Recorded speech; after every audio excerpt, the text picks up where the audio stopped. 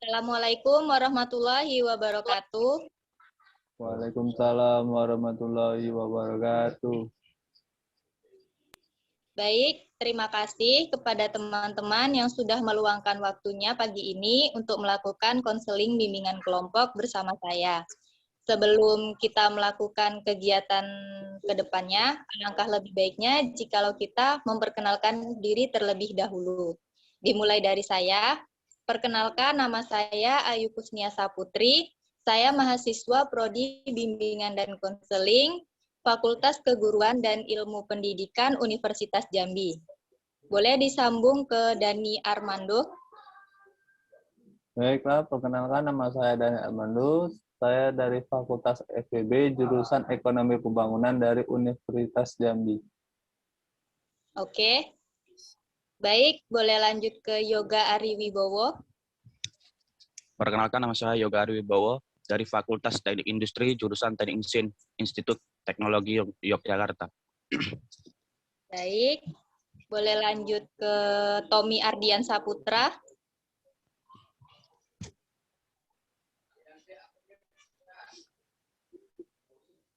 Tommy Ardian Saputra.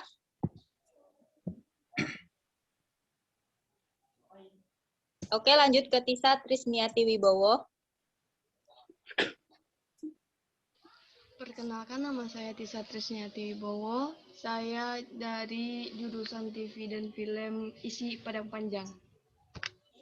Oke, lanjut ke Fitria Wilda. Perkenalkan, saya Fitria Wilda dari mahasiswi Universitas Jambi. Baik, lanjut ke Rada Maisaroh. Kenalkan, nama saya Rada Maisaroh dari mahasiswi STQ PGRI Sumatera Barat, Prodi Pendidikan Ekonomi. Sekian, terima kasih. Oke, lanjut ke Pemuda Tersesat. Oh ya, sebelumnya saya dari Universitas Muara Bungu, jurusan Prodi Tambang. Untuk nama saya Zainul Iskandar. Oke. Oke, terima kasih. Lanjut ke Bella.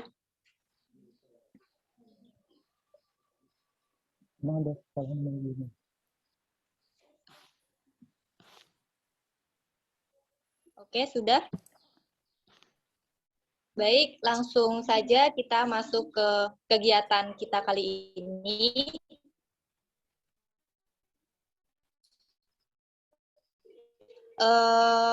Materi kita kali ini. Tapi sebelum kita masuk ke materi, saya ada sedikit ice breaking. Di sini kita sekalian saja, di mana ice breaking ini kita seperti permainan ketika kita SD dulu. Apakah teman-teman semua masih ingat dengan permainan ABC 5 dasar? Enggak, Mbak. Enggak, Kak. Enggak ingat. Udah lupa, Susah Kak. untuk diingat. Enggak ingat, Bu. Udah lupa, Kak. Saya jelasin sedikit. Permainan ABC 5 dasar ini, permainan kita tuh memasang jari di angka, memasang jari kita itu sesuai angka yang kita mau. Nah, misalnya saya masang 5, terus yang lainnya masang 1, ada yang masang 2. Nanti misalnya kita hitung dari huruf A, B, C, D, E. Di sini kita targetin nama buah. Nah, jadi nama buah apa yang berinisial dari E? Paham nggak? Paham. Paham, Bu Guru. Oke. Oke. Jadi langsung aja kalian pasang angka yang mau kalian pasang. 1. 2. Sebenarnya begini, Oh. Pak. 1. 2. Oke, hitung ya. A, B, C, D, E, F, G, H, I, J, K, L, M, N, O, P, Q, R. Jadi nama buah dari R, Rujuk. Rambutan, Mbak. ada yang tahu? Rambutan. Rujuk. Ya, kan. R. Rujak. Terus R. Oh, no. Ada yang tahu? Tadi yang jawab rambutan siapa? Hampir. Iya, Bu Guru. Oke. Nanti ada rewardnya sendiri yang jawab. Adanya Dapat. buku ya, Bu ya? Oh, Buka ada online. hadiahnya. Adanya Oke. quiz base. Oke, kita sudah melakukan ice breaking. Jadi, kita langsung saja masuk ke masalah kali ini, materi kali ini. Materi kita kan tentang stop bullying. Jadi, sebelum itu, saya mau nanya ke kalian. Menurut kalian, bullying itu gimana sih? Boleh satu-satu. Dimulai dari Dani. Menurut Dani, apa? Bullying itu apa? Bullying itu adalah menindas seseorang yang lemah secara mental maupun fisik sehingga dia menjadi lebih terkepuruk ke depannya. Oke. Ya. Lanjut ke Yoga. Diem. Menurut saya bullying itu tindakan atau ucapan yang dilakukan secara diskriminasi atau menyakiti pihak lawan, baik itu secara perilaku atau ucapan. Oke. Lalu lanjut ke Tisa Trisniati Wibowo. Kalau menurut saya ya, bullying itu menjatuhkan mental seseorang sehingga dia down. Oke. Singkat Lanjut sekali. ke Bella.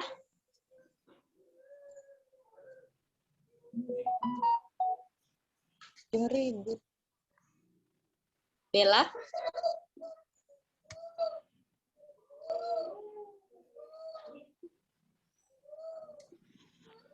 Oke, lanjut ke Zain, Mas Zain. Bullying itu apa? Menurut saya bully itu tindakan diskriminatif terhadap lawan untuk bertujuan menjatuhkan mental. Itu. Oke. Lanjut ke Rada Maisyarah.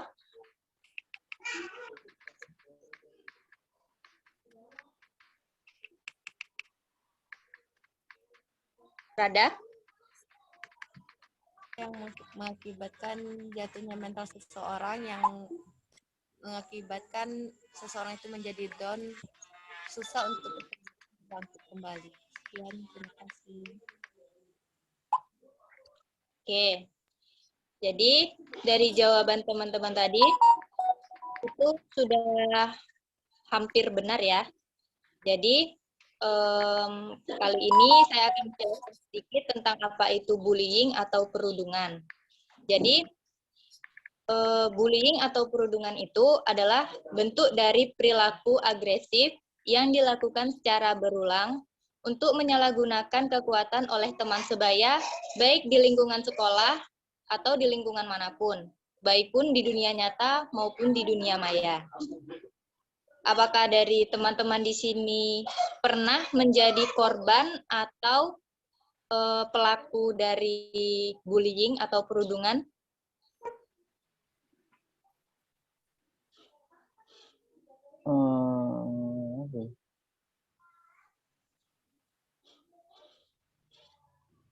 Nggak ada ya? Dulu waktu SD ya, saya pernah melakukan bullying waktu itu ya. Saya pernah melakukan bullying ke teman saya satu orang dan mereka nggak mati mereka. Mereka itu kayak menyendiri gitu ya. Bunuh diri. Ya menyendiri enggak akhirnya setelah saya masuk SMP itu saya menyesal. Bunuh diri. Enggak bunuh diri. Dia jadi kayak pendiam, kayak menyendiri gitu. Jadi saya menyesal. Oke, gitu. kalau boleh tahu sedikit. Oke, kalau boleh tahu sedikit, hubungan Tisa sama temannya itu sekarang bagaimana?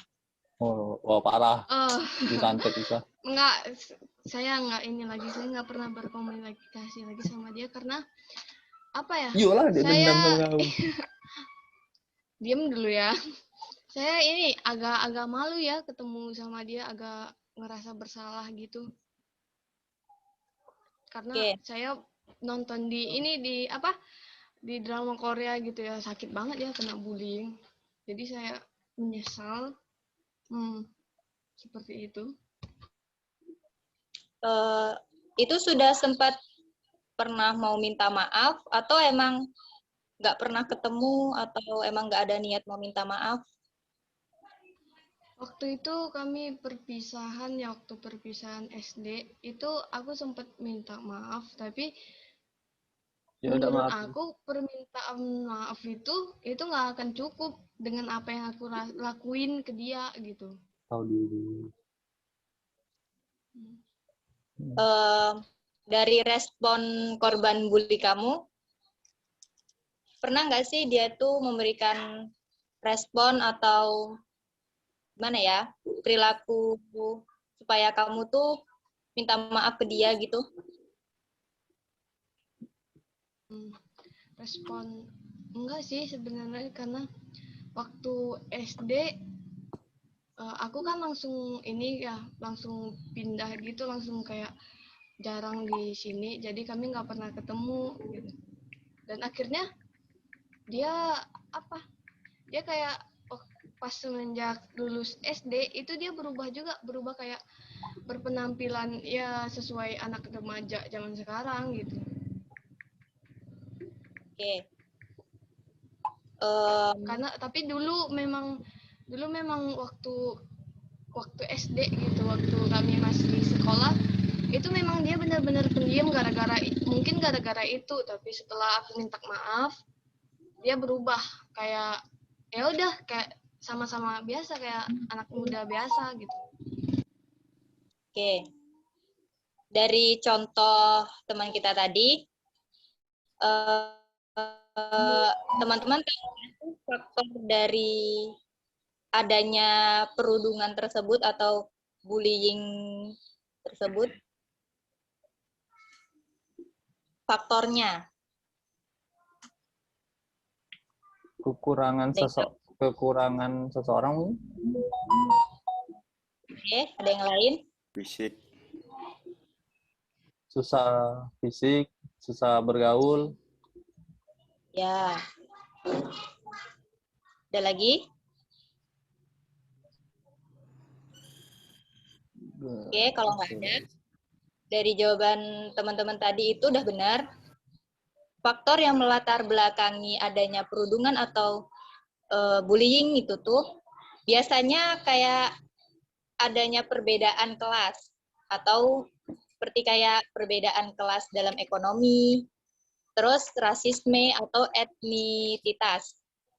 Jadi faktor bullying itu dapat terjadi ketika perbedaan ekstrim individu dari suatu kelompok yang lain.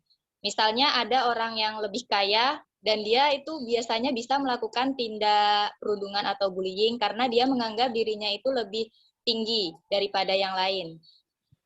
Lalu ada tradisi senioritas. Biasanya kalau di sekolah itu kan kebanyakan kakak kelas itu melakukan tradisi senioritas. Jadi mereka menganggap mereka itu senior dan mereka itu menganggap adik-adik kelas itu adalah anak buah mereka. Lalu ada keluarga tidak rukun. Faktor dari keluarga ini sebenarnya juga bisa membawa perundungan atau bullying itu sampai ke sekolah. Karena anak yang dari keluarga broken home itu biasanya gimana ya? Kayak mereka tuh depresi, lebih sering menyendiri, introvert. Terus mereka itu jadi kayak sasaran bagi orang-orang yang lebih kuat. Jadi yang saya sebutin tadi itu merupakan faktor yang melatar belakangi adanya perundungan dan bullying.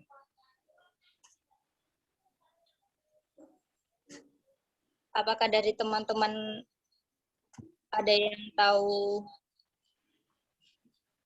ciri-ciri korban bullying? Atau sudah tahu gimana bentuk-bentuk orang yang dibully di sekolah atau di lingkungan masyarakat? Bisa di SMA dibully ya? Di SMA? Enggak, aku nggak pernah dibully. Iya. Tapi aku dihina. Ya, itu Karena- menurut kau, Enggak ya lah. kan?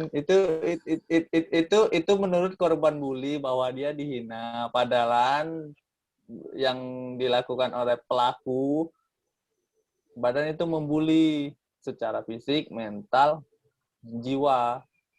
Secara tidak sadar orang membuli Mutisa pada waktu SMA. Dan saat itu dan sampai saat ini aku juga belum minta maaf. Iya, kamu memang jahat orangnya. Aku lupa minta maaf. Sekarang aku baru ingat, cuma lupa lagi minta maaf. Jadi di sini Dani yang mau minta maaf ke Tisa. Udah oke lah, secara lisan meh. Secara online tidak enak. Oke. Jadi kembali ke yang tadi, ada yang tahu ciri-ciri korban bullying itu gimana? Ya, Biasanya pasti ada, di setiap sekolah pasti ada teman yang jadi sasaran bullying. Ada. Dia menjadi penyendiri gitu. Murung. Nggak Ya. pernah bersosialisasi. Tapi aku nggak ngerasa dibully ya, karena aku sosialisasiku ada. Izin Kak, Ada lagi? izin Kak mau jawab sedikit mengenai contoh orang yang bully. Contoh orang yang dibully. Oke. Menurut saya tuh contoh orang yang dibully itu orang yang so asik Kak. Contoh apa di setiap tongkrongan tuh pasti ada orang yang dibully, ada orang yang membuli. Nah, orang yang so asik itu pun menurut saya juga sering dibully ya karena tingkahnya itu gitu Kak. Oke, Apalagi terima. memiliki yang fisik yang gimana gitu. Maaf sebelumnya misalnya dari warna kulit, dari bentuk wajah. Nah, itu sering tuh, Kak. Pasti itu sering dibully itu. Oke. Dari bullying tersebut juga dia memiliki jenis ya. Bullying itu kan bisa seperti bullying fisik, bullying verbal, terus kayak tindakan pengucilan, terus kayak bullying di dunia maya. Kalau yang disebutin dari contoh masnya tadi itu kan berarti bullying secara fisik. Bullying fisik itu tuh sering banget terjadi, apalagi sesama teman. Kadang kita sesama teman juga sering membuli teman kita,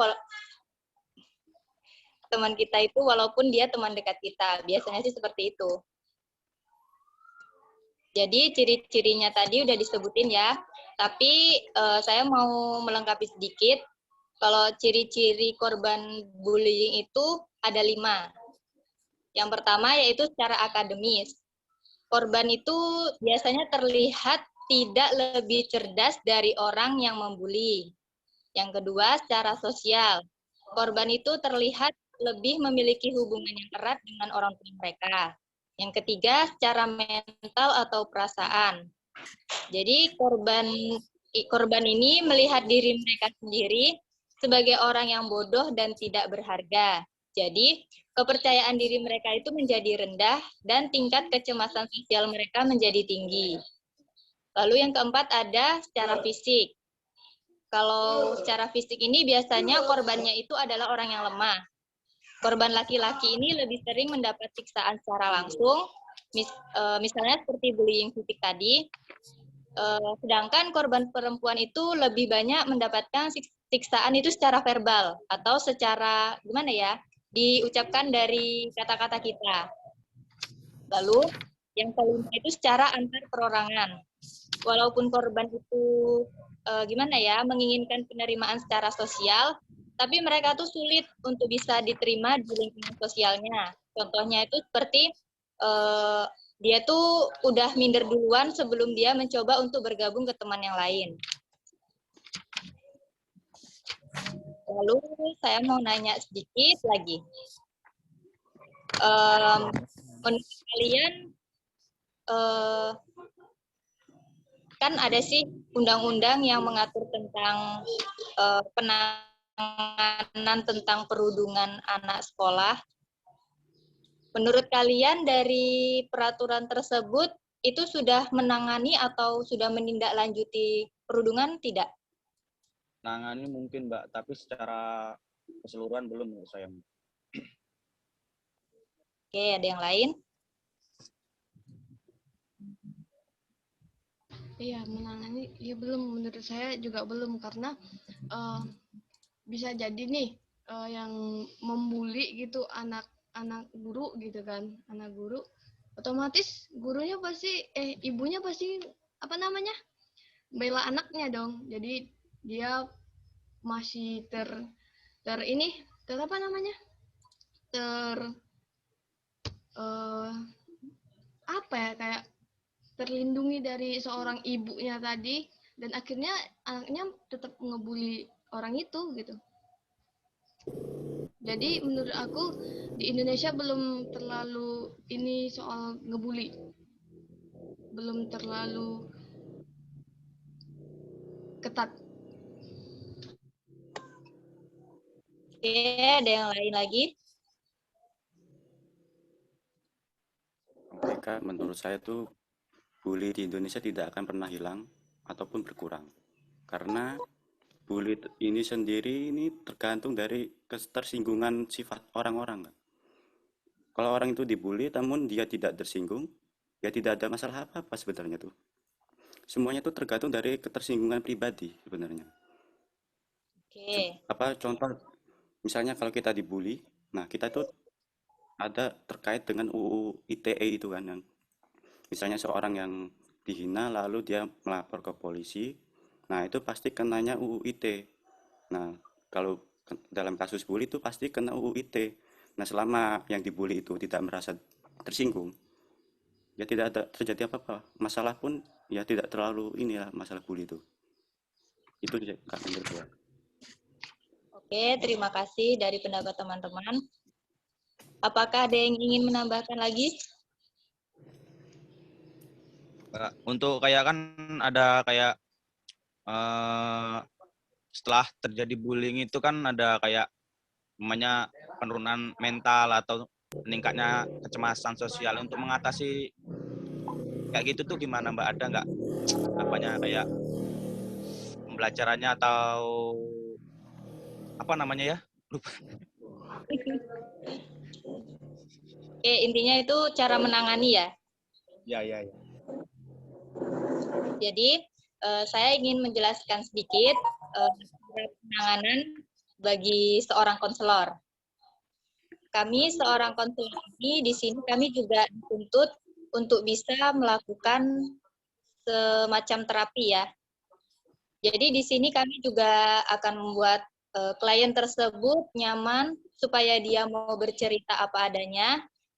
Lalu kami di sini juga akan melakukan sedikit terapi supaya dia itu lebih refresh, dan kami juga akan membantu masalah yang dialami oleh dia.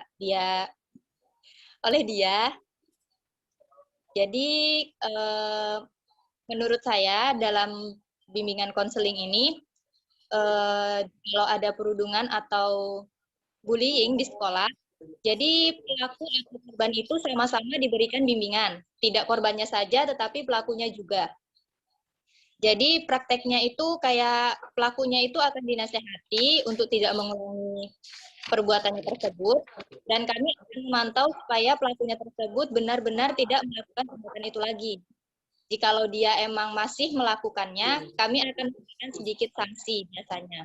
Biasanya kalau di sekolah, biasanya itu kan ada kayak poin-poin atau seperti daftar hitam ya, namanya itu bisa dicoret. Biasanya itu ada poin-poinnya yang bisa diberikan sanksi kepada pelakunya. Lalu bisa juga kayak langsung lapor kepada kepala sekolah jikalau guru BK-nya itu tidak mampu menangani kasus tersebut. Lalu di sini juga ada pengawasan. Nah, pengawasan ini itu bertujuan untuk melihat perkembangan siswa. Itu tuh tujuannya untuk mencegah adanya bullying dan perundungan tersebut. Jikalau sudah terjadi bullying tersebut, pengawasan ini dilakukan untuk memantau apakah korban dan juga pelaku itu sudah mengalami perkembangan menjadi yang lebih baik atau belum. Lalu ada juga pemanggilan orang tua. Jikalau emang sudah parah sekali masalahnya itu, kami bisa memanggil orang tua dari korban dan juga pelaku. Jadi di sini kami akan sama-sama memecahkan masalah, supaya masalah ini biasanya bisa diatasi sebelum ke yang lebih lanjut lagi. Dan biasanya ada ya korban bullying itu sampai yang melukai fisiknya sendiri karena emang dia saking depresinya. Jadi kami juga bisa melakukan rehabilitasi. Rehabilitasi itu kan proses penanganan akibat terjadinya hal yang mengakibatkan trauma. Kebanyakan anak-anak yang dibully itu pasti memiliki trauma tersendiri, jadi kami biasanya juga melakukan rehabilitasi. Gimana? Yoga? Saya Ada yang kira saya udah cukup mengerti, Mbak. Alhamdulillah. Oke. Ada yang mau bertanya lagi?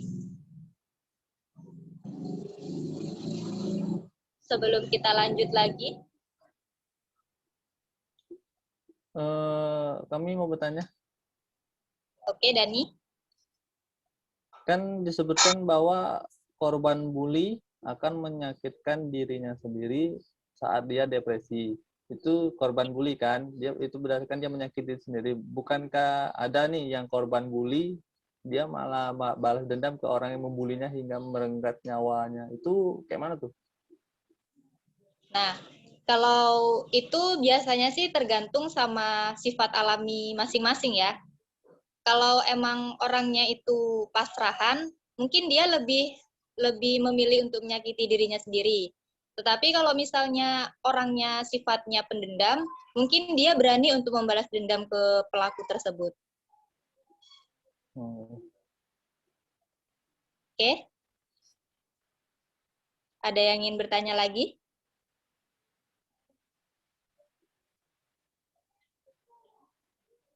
Oke, kalau tidak ada, saya akan menjelaskan sedikit ya tentang manfaat dari materi yang kita bahas kali ini. Secara teoritisnya, manfaatnya itu kita bisa lebih, gimana ya, dari kegiatan kita ini kita bisa melakukan pelatihan asertivitas.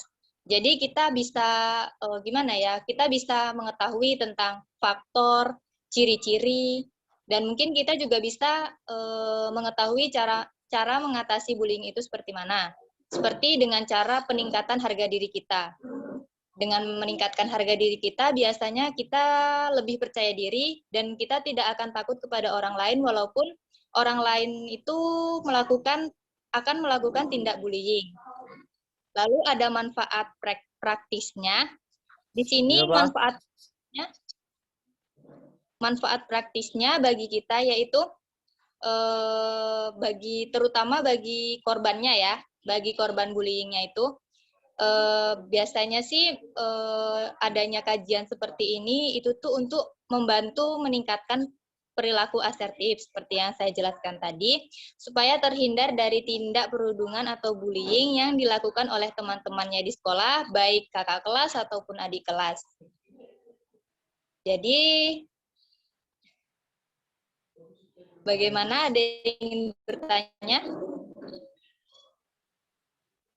sebelum kita tutup acara kali ini? Mbak, untuk kayak proses meningkatkan harga diri itu seperti apa gitu, Mbak? Kan saya maksudnya masih awam gitu kan, Mbak. Kayak mana gitu meningkatkan harga diri gitu. Oke, untuk melakukan proses peningkatan percaya diri atau peningkatan harga diri itu biasanya kita lakukan itu dari niat kita sendiri. Niat kita tuh untuk gimana ya? Untuk lebih pede.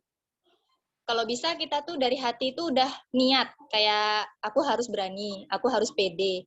Kalau dari hati aja kita udah takut duluan, maka rasa percaya diri kita tuh menurun dan rasa tingkat kecemasan kita itu malah akan naik. Itu. Kan gini Mbak, biasanya tuh kita udah dari hati itu udah pede dari rumah atau mau kemana tuh pergi main gitu kan Mbak. Nah, sampai tongkrongan tuh mungkin kita langsung down gitu Mbak. Nah, itu gimana itu? Kalau misalnya kayak gitu, gimana ya? Bisa dibilang, kalau saya sendiri sih, kalau kayak gitu, udahlah langsung aja, terobos aja gitu. Nah, karena kita udah niat kan, niat kita itu udah berani dari rumah, niat kita udah pede dari rumah. Jadi, kayak gimana ya, kita harus berani melawan rasa takut kita. Itu. Berarti harus terobos aja gitu Mbak ya? Ya. Oke, ada yang mau bertanya lagi? Ya, Kak. Oke. Kan biasanya di kelas kita itu ada sih teman-teman kita yang murung pendiam gitu kan. Itu cara merangkulnya itu bagaimana gitu Kak? Soalnya pasti kalau orang yang pendiam murung itu pasti bakal dibully. Nah, cara biar kita bisa ngerangkul dia itu agar dia nggak pendiam, agar dia bisa bergaul, itu bagaimana Kak? Oke.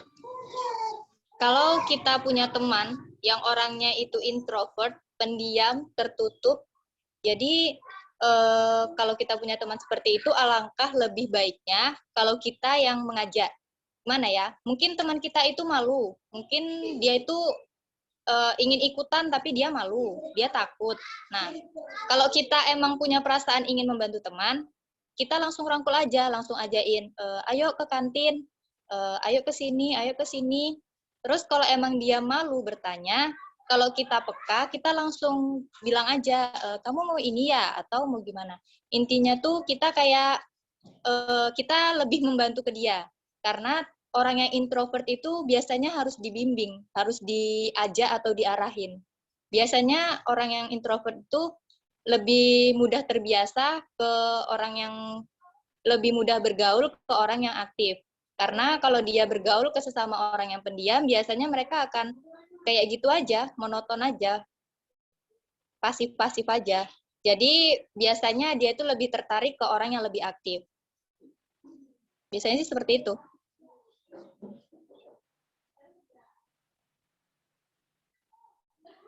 Gimana?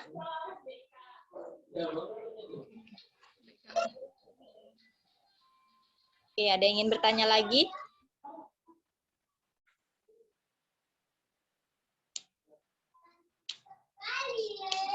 Oke, kalau tidak ada, kan tadi saya belum menjelaskan tentang kegiatan kita kali ini. Jadi, kegiatan kali ini itu tentang konseling bimbingan kelompok. Apakah teman-teman tahu apa itu konseling bimbingan kelompok?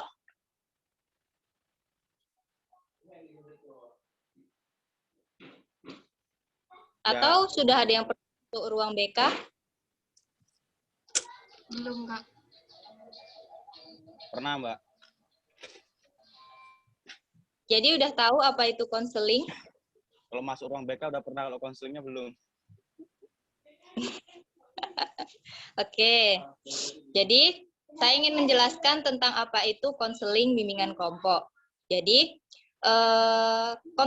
konseling sendiri itu adalah proses interaksi antara konselor, saya sebagai konselor dan kalian itu sebagai klien saya atau konseli, di mana ini dilakukan secara kita bertemu secara langsung ataupun tidak langsung. Dan di sini saya di sini akan mengembangkan potensi kalian supaya kita bisa memecahkan masalah yang kalian alami. Lalu kalau bimbingan kelompok itu adalah usaha yang dilakukan untuk membantu individu atau kelompok untuk menyelesaikan masalah kesulitannya pada diri kalian sendiri, dan kita akan mencari cara untuk mencegah masalah itu guna memperoleh informasi dan membantu kalian dalam menyusun rencana atau mengambil keputusan yang tepat. Baik, ada yang ingin ditanyakan dari seputar konseling bimbingan kelompok?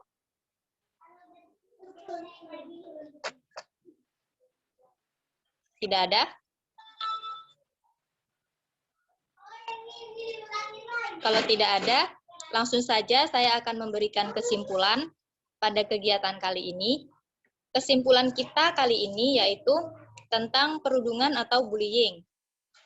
Nah, perundungan atau bullying ini itu biasanya itu perilaku yang agresif yang dilakukan secara individu atau berkelompok, di mana di sini seorang pelakunya itu dia memiliki tradisi senioritas dan juga lebih memikirkan dirinya itu lebih tinggi daripada yang lain. Jadi dari sini dia bisa melakukan perundungan atau bullying itu secara fisik, secara verbal, secara dunia maya maupun secara dunia nyata. Jadi dari bullying tersebut kita dapat mengetahui faktor-faktornya.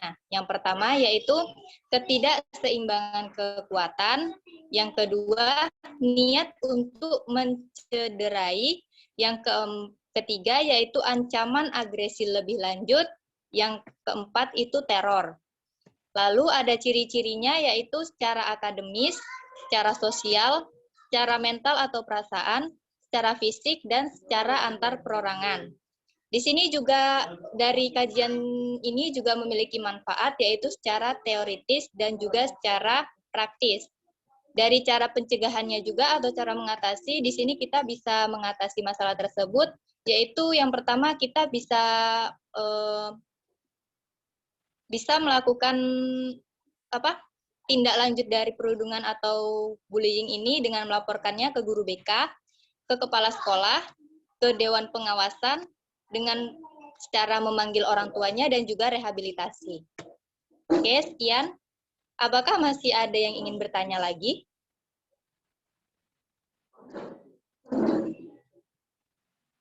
Oke, tidak. Baik, sebelum saya tutup, saya ingin mengucapkan terima kasih kepada teman-teman semua karena telah meluangkan waktunya untuk melakukan kegiatan kali ini. Baik, saya akhiri. Wassalamualaikum warahmatullahi wabarakatuh. Waalaikumsalam warahmatullahi wabarakatuh.